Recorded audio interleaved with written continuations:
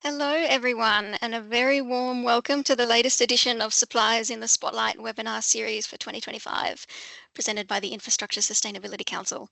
My name's Elise. I'm the Member Relations Manager here at the IS Council, and I have the very pleasant task today of introducing you to 5 businesses who offer products and services across Australia and New Zealand that can support your sustainability goals that you've set for your organisation, your community, or your infrastructure project. Whether you're working on smarter or more sustainable ways to extend the life of the assets you operate, or you're seeking low carbon alternatives on a project you're delivering, the 5 suppliers being featured today are keen to collaborate with you. Each of these suppliers is featured in the IS Council's iSupply directory, which for those who are joining us for the first time is an online marketplace for sustainability-oriented products and services. It sits on the IS Council's website. For those of you undertaking the Innovation Challenge credits as part of your IS Ratings project, engaging with these suppliers may support your rating result, as well as sustainability performance and outcomes more broadly. Before we take a quick look at the agenda, I'd like to acknowledge country and pay my deep and sincere respects to the traditional custodians of the lands on which we're meeting today, wherever that may be for you. I'm on the lands of the Camaragal people here in Sydney, but we'll be hearing from suppliers from a variety of First Nations countries across Australia today. So before we get started, we'll have a quick look at the agenda. We'll be hearing from 5 speakers today. Following this webinar, you'll be able to access a recording and all the contact information of each of those 5 speakers. Any unanswered questions that come up in the Q&A will be addressed in writing. So while you're more than welcome to take notes, we have got you covered. As you're listening to each of the businesses during their allocated 5-minute presentation, please pop your questions into the chat. I'll be drawing on a selection of your questions during the Q&A sections of the webinar today, so please do write them in as they occur. All questions are very welcome and they help us get a good discussion going following the presentations. There are no silly questions. This webinar will be a snappy 45 minutes. We will stick to time, so please stay with us right through to the end and take full advantage of this opportunity to become familiar with some new ideas and better alternatives. So first up, I'd like to introduce Rong from Infinity Cube. Over to you, John. Yeah, thank you, Liz. Hi, I'm Rong from Infinity Cube. So we are Singapore-based sustainable energy startup, and we are working with local national Australian player called Generator Power. So what we do is that we employ advanced cutting-edge battery energy storage systems, or BESS in short, to provide sustainable, efficient, and reliable power for construction and industrial sectors. Yeah, next slide. We can go for the next slide. Yes. Yeah. So we also have this environmental product declaration, which certifies our product and shows where the materials are coming from and how much carbon is being made going into making this product. And yeah, next slide. Yes, so as you can see, what we do is that through our battery energy storage systems that are used in construction sites, we help to decarbonize these infrastructure projects through cutting the use of diesel, where traditionally diesel generators are used. They are highly inefficient in energy. There's always high fuel costs, excessive emissions, and also excessive noise pollution. So what we do with our batteries is that we change it to a hybrid model, or where there's grid available, we can totally replace or remove these diesel generators. We make it a smarter energy solution for infrastructure projects by reducing cutting down the use of fuel in these projects by up to 80%. We also help to reduce emissions and provide cost savings to our clients.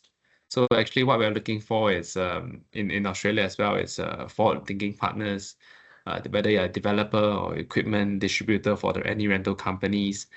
We can collaborate to bring cleaner and more efficient energy solutions to life. Yeah, so as you can see, most of our applications are used in construction sites. They also can be used for mining, farming applications.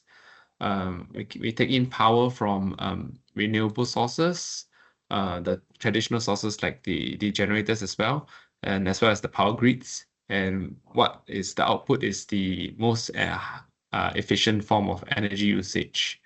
We also provide energy management and cloud monitoring platform where our users are able to obtain carbon reports and as well as look at their energy consumption usage. This can also help them to help them in their sustainability reporting and also assist them in making some cost-saving decisions. Yeah. So our battery system also has their inbuilt fire extinguishing and alarm systems that is built according to Australian standards. Yeah. Next slide, please. Yes, so there's two ways you can use it. One, we call it the grid mode, whereby it connects to the power grid, and through fast charging, it can amplify the power to more high power applications. The second way we can use it is we call it the hybrid mode, whereby it can either sync up with a generator or renewable like your sun or wind energy. And all this power can be combined into our battery energy storage system to form a microgrid and also power infrastructure projects. Yeah, so through this, we help to reduce redundancy as you have multiple power sources going in together, in which increases the overall reliability of the system. Yes, and yeah, we have through load demand and peak load handling, we are able to ensure that reliable power delivery is also delivered at the same time to infrastructure projects. Yeah, next slide. Yes, so I mentioned about the energy management system, we call it the EMS. So through this, our clients are able to log it into a portal to view where their product, the battery storage system is. There are a lot of data extraction you can obtain from it. Like I mentioned, the carbon emission safe, your energy usage, electricity and voltage. So many information can be extracted from there.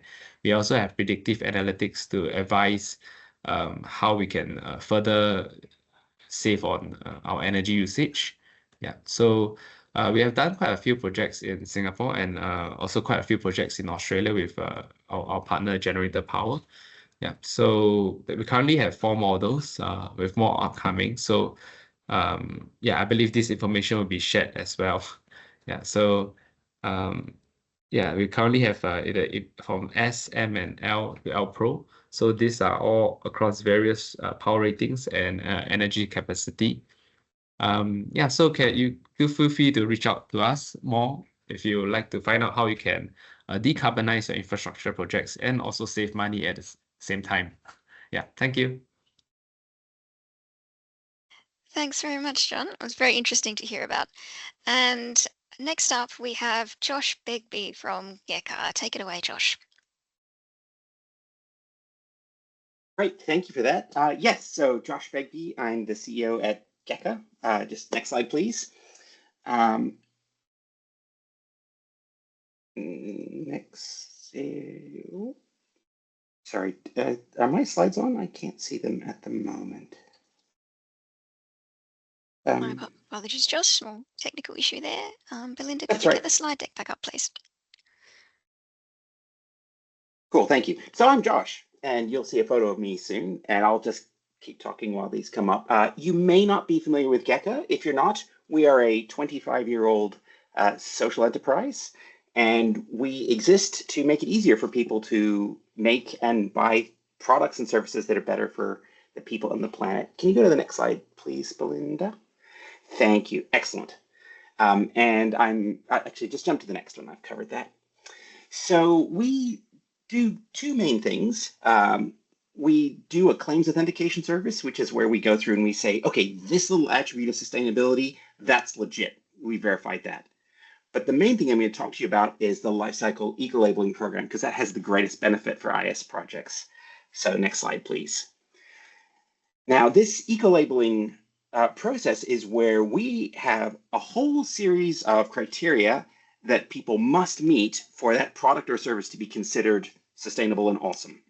And that then gets assessed by an independent third-party auditor who goes, they do the desktop audit, they do a physical on-site audit, and then they provide a full report, which we go through and say, yep, clean bill of health. That is an excellent product. All of our standards take a fully circular view of products and services. Every criterion is required, so that means that they're comparable with each other, because you know that they've had to pass everything. And they cover a whole range of topics across the whole life cycle. So they look at environment, at human health, at social impact, both where something's being made, but also in the supply chain, and whether something is fit for purpose. And so it's that holistic life cycle approach, which is, I think, different about us, especially since everything is required. Next slide, please. Let me give you an example of what this looks like.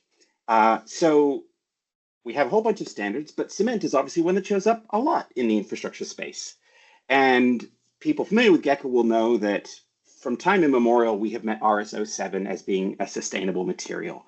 But what they often don't know is that the evidence provided by GECA certification also adds to all of those other criteria as well in the concrete space, for example, because we have a maximum amount of carbon that can go through things. We require recycled content. We require efficient use of water and water recycling processes.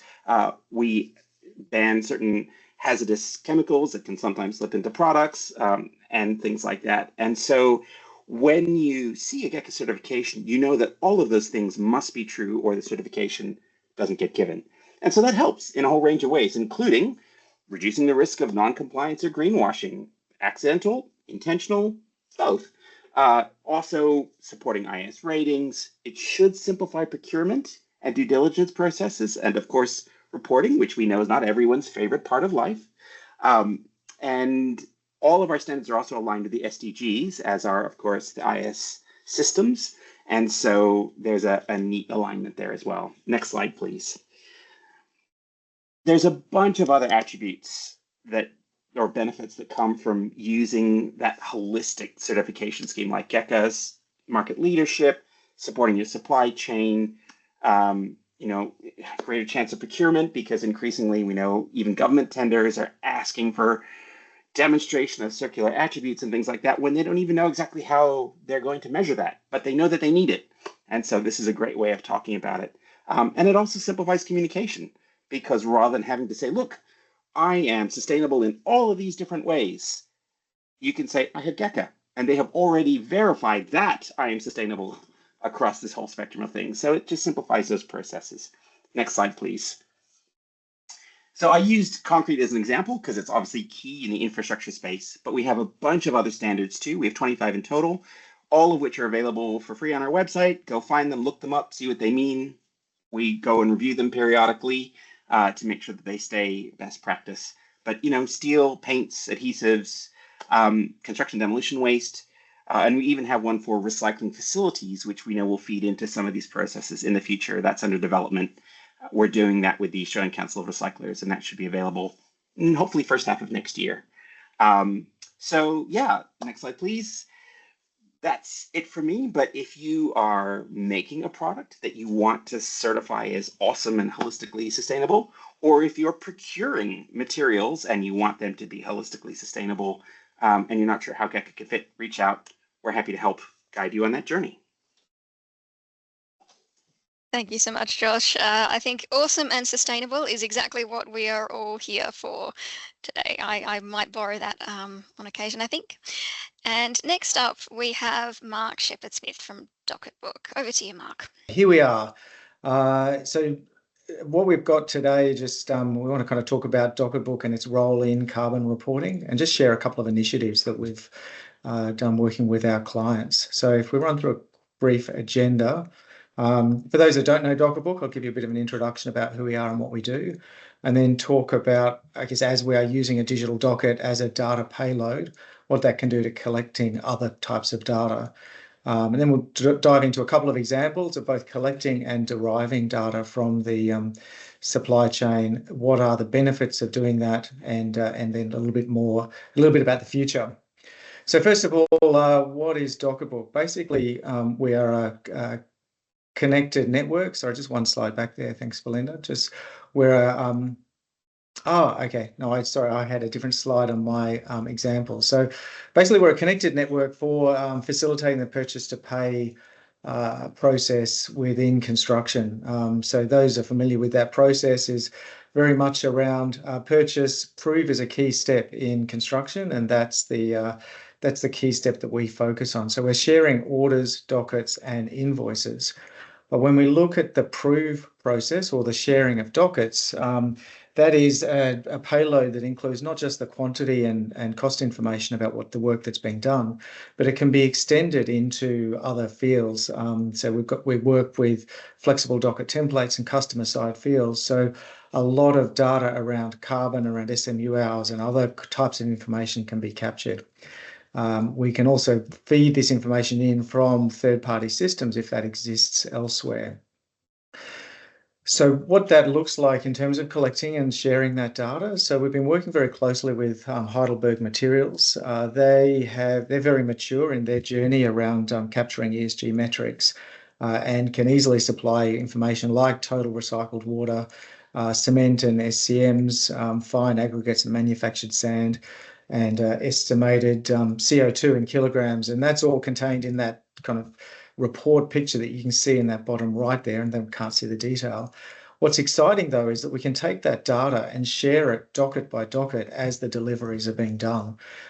So the benefit of doing this is it drives the accountability for collecting that data down into the supply chain and driving a very clear link to a load by load view of what the carbon load is for the built infrastructure. But not all suppliers have that level of maturity or can collect that data. So we're working with the Beerburrum to Nambour project, the John Holland project, on deriving information from the supply chain. So Belinda, if we can just jump a slide there. Perfect, thank you. On that project, we're collecting related data. So that's like SMU hours on plant or kilometres for spoil movements, and then using factors to derive the carbon load for the work that's being done there. Building that out into a series of dashboards so that we can show that kind of in line with other carbon data. So what are the benefits then of collecting this data, either real time or derived from the supply chain through dockets? First of all, is that it's integrated to the commercial backbone. So this hip pocket accuracy thing is that we drive that a lot through Docketbook. If it's how I'm going to get paid, it's likely that the data is a lot more accurate. As the data comes in, I can allocate that in a very granular way to the as-built structures in the same way that I'm cost coding my other dockets. And because the data is actually part of our part of the information that's coming through into the project, we can drive integrated reporting rather than having to do kind of it as an additional step, and not only integrated but real time. So providing the information with enough time to make a difference.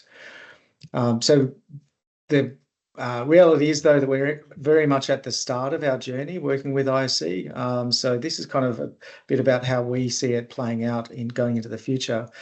First of all, focus on building out some standard ESG reporting, then taking that sort of carbon data and building a specific carbon ledger around each docket. So that's kind of a dedicated space to store and calculate carbon data on a docket by docket basis. We can then work with both head contractors and the IC themselves around integrating with standard factor libraries.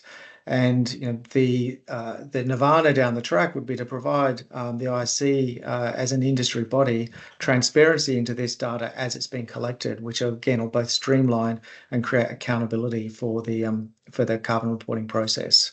So a lot to do, very exciting times. If you'd like to get involved, please email me at mark@docketbook.com.au. Thank you very much.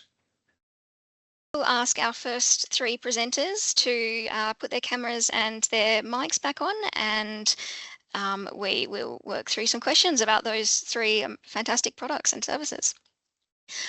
So I can see that there's been some conversation in the chat, but I might actually start us off with a question that I have, which is regarding Infinity Cube. Now, I know that you mentioned that you are based in Singapore, but could you tell us, John, whereabouts are you able to operate? Is it Australia and New Zealand as well? Yes, we are able to operate in Australia and New Zealand. So currently we're working with a national distributor called Generator Power. So they are a pretty long run family business in Australia. Yeah. And which I think they operated nationally. I think headquartered in Sydney, but they have branches across in Perth, as well as Melbourne as well. Yeah. And yeah, we are. Beautiful, thank you. And I see that you did answer this one in the chat, but I will just ask it for those who maybe are not able to see the chat or haven't had a chance to read it yet. We did have a question regarding how portable the BESS systems are. Also, the BESS systems is very portable. It can be transported by lorries and easily shifted down by forklifts or mobile cranes to the site. So recently, we also work with Generator Power to power a school. Yeah, whereby they had to have silent hours, yeah, at certain timing. So they were using the battery storage systems to run and power the school. Yeah. So amazing. yeah. Beautiful, thanks. Now I might jump over to Josh. For those projects or organizations who may not be familiar with GECA and your process, what do you offer in terms of support to help your customers work through the process of getting that eco-label certification? Look, we have a team that is dedicated to doing just that, because we know that for most organizations, sustainability is a part of what they do, but it is not their primary focus, and it is our primary focus. So anytime somebody wants a conversation about it, we line up an interview where we can talk to them about it, answer their questions, and we try and hold their hand through the journey in terms of helping them know what to expect, what information they'll need to get, how they get it, how they work with the auditors. And we've got a platform which is designed to help capture all that information. So when recertifications happen, because they have to be recertified every 3 years, along the way, that there's a history of what they used last time as evidence and things like that. So yeah, look, sustainability is hard and complicated, and we want to help make that possible for people to demonstrate best practice. Sure. And I might just reach out. Mark, do we have, are you able to hear us?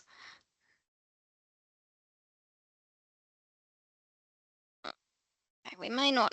I'll just unmute myself. I've turned off my camera to hopefully help. Is that better?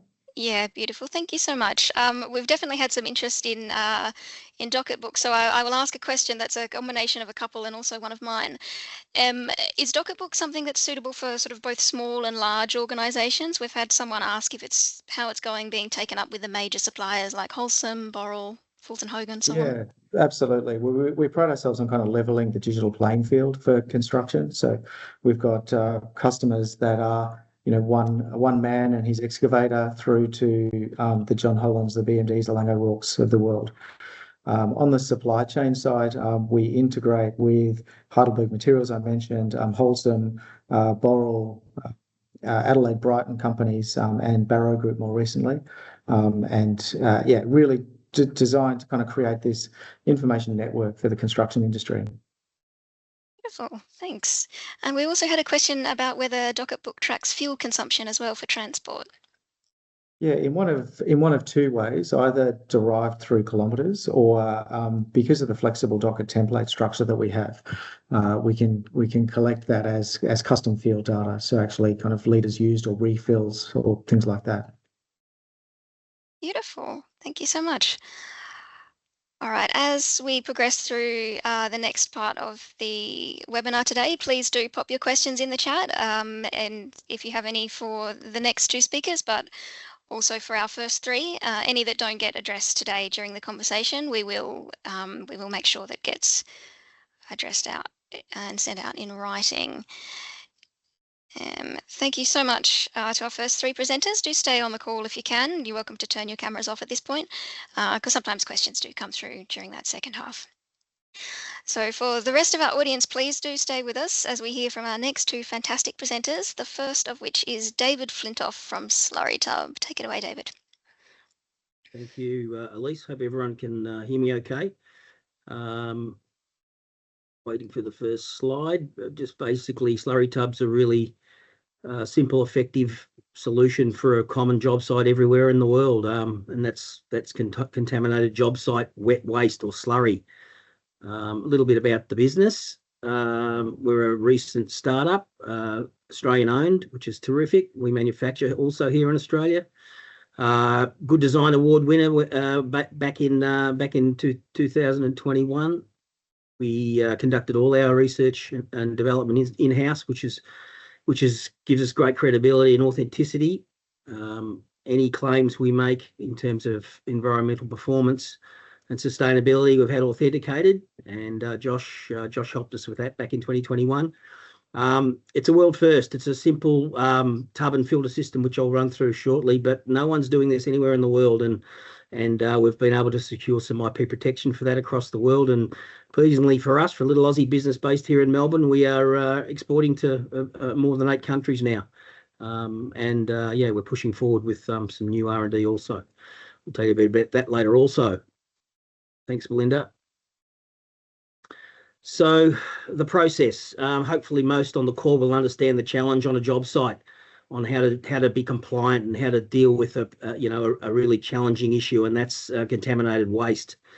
And on job sites all over the world, contractors have to wash their tools, particularly after using cementitious material, mortar mixes and concrete and cement and tile grout, for instance, because their tools obviously are caked in this stuff by the end of the job, and they have to make sure that they're cleared. And we've developed a really simple tub and filter system that absolutely improves the contaminated waste control on a job site. So nothing is allowed to reach the stormwater drain, and obviously the challenge with that, of course, is to contain it cost effectively and ensure that the protection of the environment and all the aquatic life impacted by contaminated stormwater flows is protected.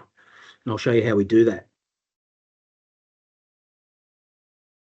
So think coffee filter, guys. It's exactly the same process. We've got a polypropylene tub with a cutout at the front that has a paper filter fitted to it that does an amazing job to virtually eliminate 90% of total suspended solids and the heavy metals that go along with that.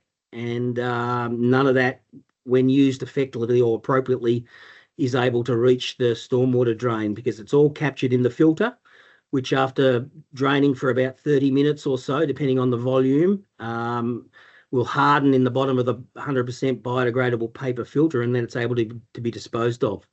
So, it's about a process and a behavioural change, absolutely, on a job site to get contractors to use a product like this, because they're so used to and conditioned to doing it a different way. It's about, and I'll go to the next slide. Thanks, Belinda. This kind of captures exactly how it should work on a job site. So your contractor, in this case a bricklayer, empties the contents of his cement mixer into a 100-litre wheelbarrow, washes his tools, and then empties the slurry into SLURRYTUB. You can see it fitted there with the filter, comes around the front, the barrow stands up hands-free in the cutout, he hoses out the contents into the tub, and the filter does its thing and works its magic, and the tub will start to drain straight away. And the clarity of the water is no exaggeration in that third photo. It's amazing. The filter does a terrific job. And then after that 30 minutes or so, the contractor on the far right there is emptying hard waste into a site bin or skip to deal with a dry waste issue rather than a wet waste issue. So it's as I said, ridiculously simple, but so effective. Thanks, Belinda. One of the upsides, of course, is its ability to collect the water also. So the filtered water, the clarity of which is incredible, is able to be captured in the center image there. You can see a simple garden hose with a tap fitting allows the contractor to capture the water in a bucket or any vessel and then reuse it on the job. So it's a completely closed loop in terms of environmental performance. All the solids and all the contaminated waste is trapped in the filter, and then when you capture and recycle the water, there's nothing reaching the ground. So environmental best practice, this is it, and it's such a cost-effective way to do it.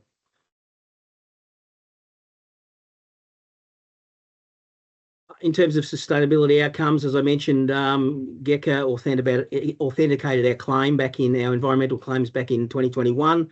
So we're ticking lots of boxes in terms of the iSupply credit guide, which we can which you will all have access to and make available once we get the update on the directory.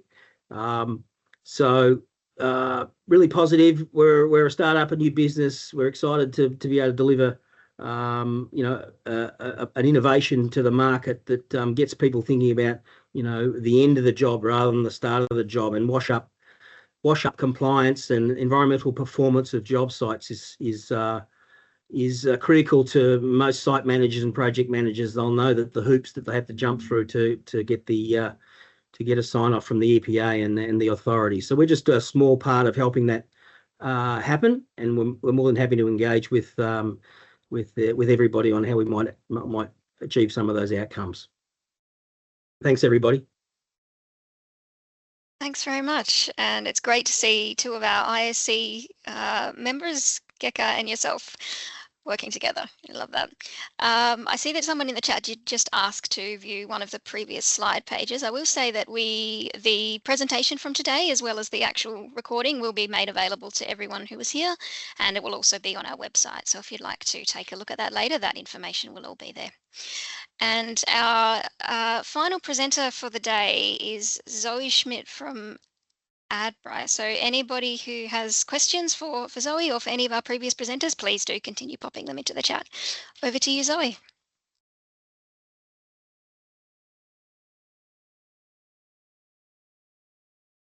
You might just need to take yourself off mute, Zoe. My favourite trick is to leave myself on mute, so apologies. Thank you for the opportunity to talk to you today. So what I'm going to talk to you about is essentially the cement and concrete sector and the carbon emissions associated with that, and Adbri's journey towards lower carbon solutions for our suite of products. Underneath our umbrella, we do have this is jumped ahead a little bit there. Yeah, thanks. We do have a suite of products which is underpinned by cement, our cement manufacturing facilities, which supplies then our concrete and masonry business. So if you can move to the next slide. And I'd like to talk to you about the pathway towards decarbonising the cement and concrete industry, which is a document that was prepared back in 2021 by the associated bodies, drawing on the expertise of international practice as well as applying to our local situation. And you can see from this slide that there are multiple opportunities to decarbonise our sector.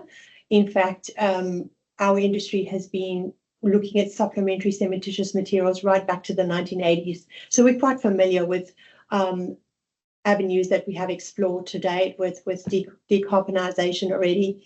And just starting off on the left-hand side, of course, there's the emissions associated with power, etc.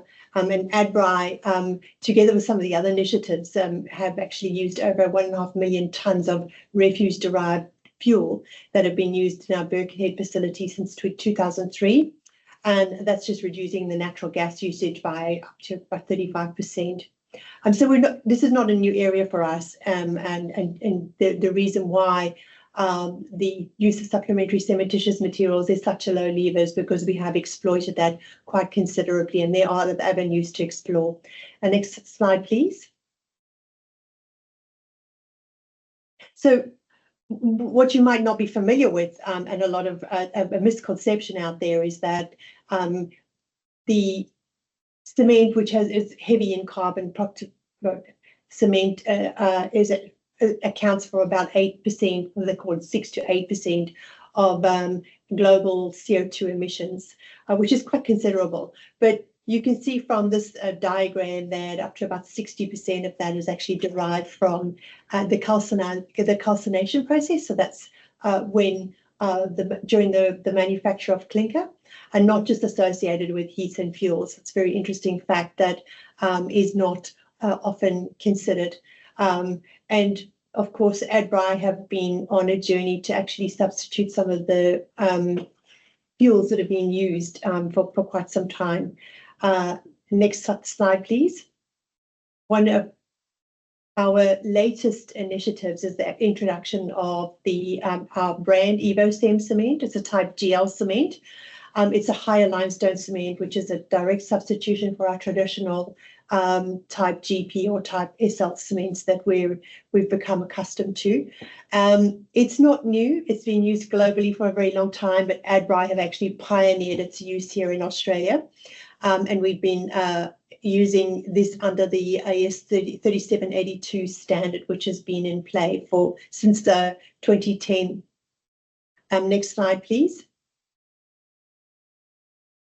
And what we've been able to derive from the use of EvoStem as an alternative to the traditional cements. We've used this in about 2.3 million cubic meters of concrete so far, and that's nationally. It is available in every state. And we've actually saved 36 million kilograms of CO2 equivalent to date with the use of this cement. But cement is obviously not just used in isolation, it's actually combined with, it's obviously used in concrete. Next slide, please. So there you can see the diagram on the left-hand side. It's very typical of your traditional cements. We're extending the substitution of limestone. And the benefits of this is we've actually been able to mimic the performance of a traditional cement. It's an identical one-for-one replacement. And we can use that with the typical supplementary cementitious materials without any change in those ratios at all. And you can see, I think if you click this slide, there will be a table popping up at the bottom. Around the country at each of our facilities, we've been able to quantify what that saving is. It does vary with different cements around the country, but between roughly 18 and 13% of embodied carbon reduction in the use of cement. To date, we have conducted more than 50,000 field tests to demonstrate its comparable performance. Next slide, please.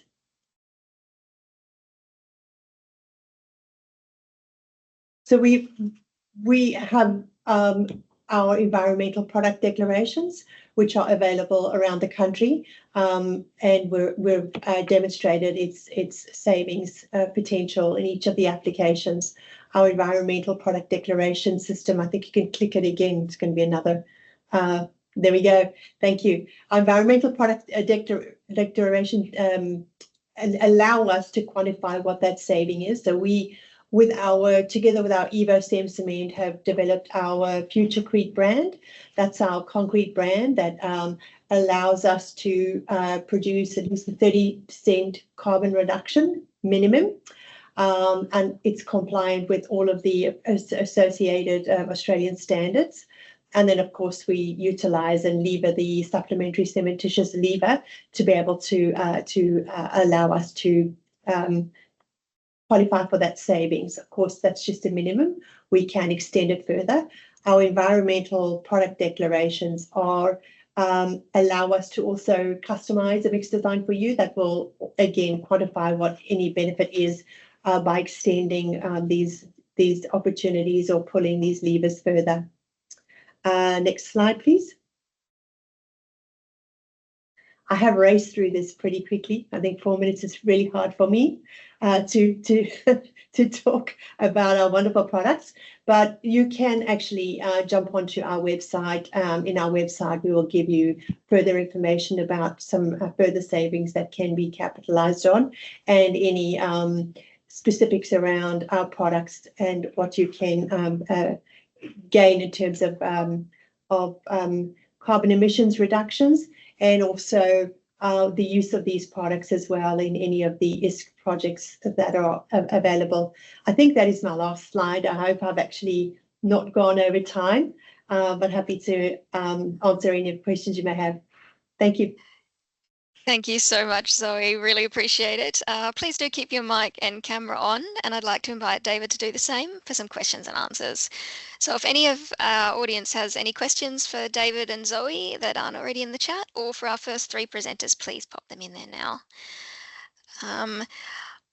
I will kick us off with, and I know you've seen this, Dave, but for anyone who's not able to see the chat or was maybe listening just on audio, this question was very popular, so I will ask, different sizes of slurry tub, what is the future plan for that one? Yeah, it's a question we get asked all the time, Elise, because of, it's obvious volume or capacity limitations. Really important to understand that slurry tub was developed for, typical residential building sites. So your wheelbarrow load of material that a contractor's got to deal with at the end of the job. We've got drawings done for larger units to double the capacity. We talk a lot about multiple tubs, obviously delivering increases in volume or capacity. For instance, on a multi-level development, 15 floors can have 3 slurry tubs on each floor and then manage the washout that way. The commercial reality of that, of course, is something that would need to be evaluated. But yeah, working on larger units, we don't have unlimited R&D budgets, I'm afraid, at the moment. We're crawl, walk, run business at the moment. So anyone wants to help with a investment in R&D, more than happy to talk to them. But we do have a development in play at the moment for like an IBC size filter that would fit inside a big bulk container that's got potential. Haven't developed it any further than perhaps a couple of samples at this stage, but it's something that would be on big civil projects, something that would be welcomed, I'm sure. Sure. Thanks. And now one for you, Zoe. Just one from the chat. They've asked if you've had any success with the likes of DPTI or SA Water with regards to getting EcoSem used by them. Well, in fact, that's a great question. In fact, we've actually recently undergone some testing with both Transport for Main Roads Queensland, as well as Transport for New South Wales in some of their more stringent applications and test requirements. There are videos available and there's some data available, and we're going to be presenting at an upcoming the Pavements conference, which will actually detail that a little bit more. We have done some supply in Sydney Water. SA Water, I'm not sure, but I'm pretty comfortable that conversations that we had would not make it very hard to actually get the product specified. I think it's just a matter of having those right conversations and demonstrating through some of the testing that we've done, which has been pretty extensive. But I'd implore you to have a look on our website or get in contact with me, and I'll actually run through some of the work that we've done with some of the transport authorities. Beautiful. Thank you so much. All right, so I'd like to say a very big thank you to all 5 of the iSupply businesses who have presented for us today. It's been wonderful to have you here and to hear about all the different things that you're doing in this space. And an even bigger thank you to you, the audience, for your attendance and your attention today.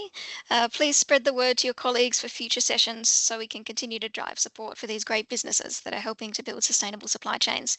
As a couple of our speakers have mentioned, the slide deck and the recording for today will be made available to everyone who attended and will also be on the ISC website. So if you'd like to reach out to any of the speakers you've heard from today and to learn more about what they're doing, that will be available there for you. Anything that hasn't been covered in the chat, we will pop out in email. As you exit your session today, there will be a very short survey. We'd really love to receive your feedback and your ideas for how we can deliver even more value from these presentations in the future. We very much look forward to seeing you all again for our next round on the 27th of November, which will be our final Suppliers in the Spotlight for 2025. In the meantime, it's been lovely to see you all, and stay well, everyone.